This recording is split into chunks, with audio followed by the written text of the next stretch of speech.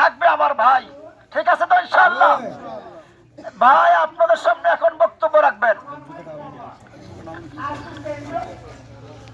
আসসালামু আলাইকুম ওয়া রাহমাতুল্লাহি ওয়া বারাকাতুহু। ওয়ালাইকুম আসসালাম ওয়া রাহমাতুল্লাহি ওয়া বারাকাতুহু। সংগ্রামী ফাওয়াইবাসী, আজকের আমাদের পথসভায় উপস্থিত আছেন আমাদের কুমিল্লা ৭ চান্দিনা আসনে 10 দলীয় ঐক্যজোট মনোনীত প্রার্থী মাওলানা সুলাইমান খান, সম্মানিত নেতৃবৃন্দ এবং সম্মানিত মিডিয়ার ব্যক্তিবৃন্দ, মিডিয়ার ভাইয়েরা এবং সম্মানিত ফাওয়াইবাসী। আমরা ইতিমধ্যে আমাদের উপস্থাপক বলেছেন, আমরা ইতিমধ্যে লক্ষ্য করতে পেরেছি এই বাংলাদেশ যে পরিবর্তনের হাওয়া বইছে এবং এই বাংলাদেশে যে নতুন একটা জেনারেশন তৈরি হয়েছে। আজকে যিনারা বিদেশ থেকে অথবা বাহির থেকে দেশে এসেছেন, ওনারা 2001 থেকে 7 যে সাল ছিল ওখান থেকে বের হতে পারেন নাই।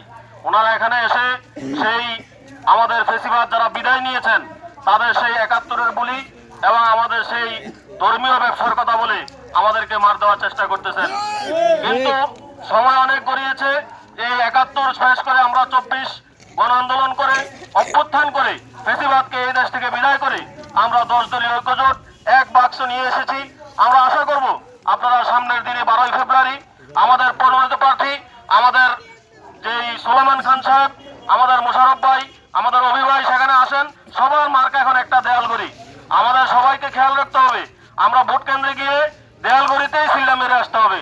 আমরা এই প্রত্যাশা রাখি, আমরা এই মাধ্যমে আমাদের সুলাইমান ভাইয়ের মাধ্যমে এই চান্দিনার টেন্ডার, চাঁদাবাজি, দুর্নীতি এসব কিছু বিদায় হবে ইনশাআল্লাহ। আমরা এই কথা আপনাদেরকে দিতে পারি।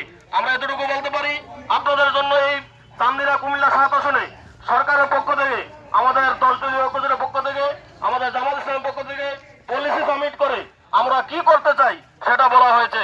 আপনারা ইতিমধ্যে তা দেখেছেন। এই সব কিছু বাস্তবায়ন হবে আমাদের সুলাইমান ভাইয়ের মাধ্যমে ইনশাআল্লাহ। আপনারা যদি আমাদেরকে জয়যুক্ত করেন, আমরা আপনাদের আমানতগুলো আপনাদের কাছে পৌঁছে দেওয়ার চেষ্টা করব।